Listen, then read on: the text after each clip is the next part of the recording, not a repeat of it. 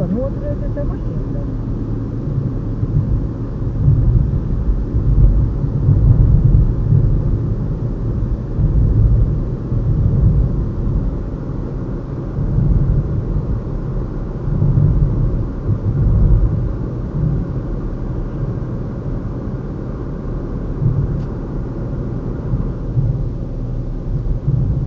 Gada Eiropas cilvēku Latvijā šis tituls ik gadu tiek piešķirts cilvēkam, kas ar saviem darbiem devis vislielāko ieguldījumu Latvijas vārdu popularizēšanai Eiropā un Eiropas kopējo vērtību integrēšanai Latvijā.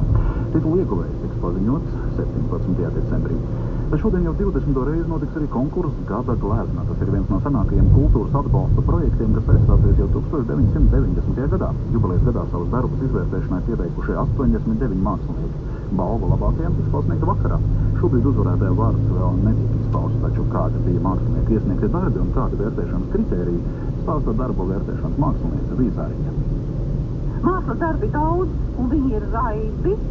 Raibumu rada arī tas, ka viņi tik daudz darbs ir 89, kas ir izlikti šaurās telpās, bet tie darbi, kas ir visskaidrākie pēc idejas un pēc mākslinieckā izpildījuma, pēc gleznošanas, visskaidrākie, tie izceļās. Ir mākslinieka savs redzējums, kas izpaužās caur ļoti skaidru glezniecisko rokrakstu. Un tas ir tas kritērijs, ko es ņēmu vērā, kas piemīt uzvarētāju darbam. Izteikts rokraksts, ļoti laba formas un satura vienība un augsts profesionālais līmenis. Mākslinieks ar savu rokrakstu. Un vēl pēc sadalas tīkla lūguma armija norīkojusi 2 bruņoto spēku helikopterus elektrolīniju atbrīvošanai no sniega. Viens helikopters darbosies Pierīgā, otrs Ventspils pusē. Ar helikopteru radīto gaisa spiedienu mēģinot vadus un zarus atbrīvot no sniega. Kā norādīja Sēsatības ministrijas pārstāvis Normons Stāpveckis, šāda operācija ir saudabīgs eksperiments, kas līdz šim nav veikts. Jo ziņojām, ka Latvijā pēdējo dienu laikā sasniegusi bieza sniega kārta. Izskan ziņas 11. ar tām studijā Ķecauzāns. Šodien Latvijā mākoņu daudzums pakāpeniski palielināsies, sākot no ziemeļa rietumiem palaikams sniks, gaidāms slapšnieks un vakarā Kurzemes piekrastē veidos pāries lietu, uz vadiem un koku zariem veidosies slapi sniega nogulums, arī apledojums, ceļi slideni, gaisa temperatūra -2, -7 grādi piekrastē vietām 0,5, laikstips otrais labvēlīgs.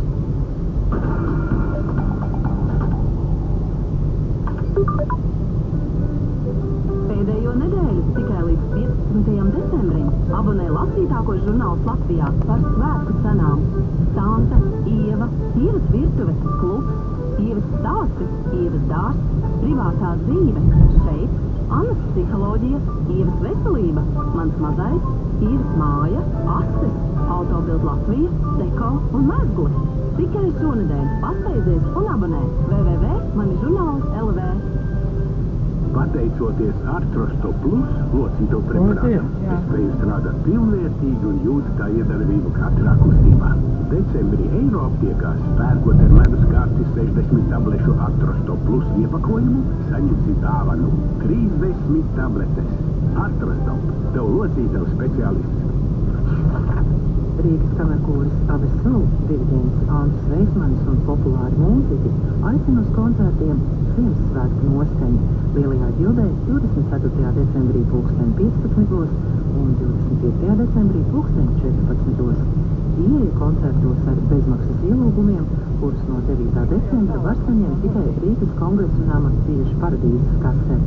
Jaunajā Ievas mājā uzzini, kuri ir labākie cepamtrauki, kā darināt svētku rotājumus puzurus un kā svētkos pārsteigt mīļos ar neparastiem nastiem. Pagatavo ozoļu kafiju pats un atrodi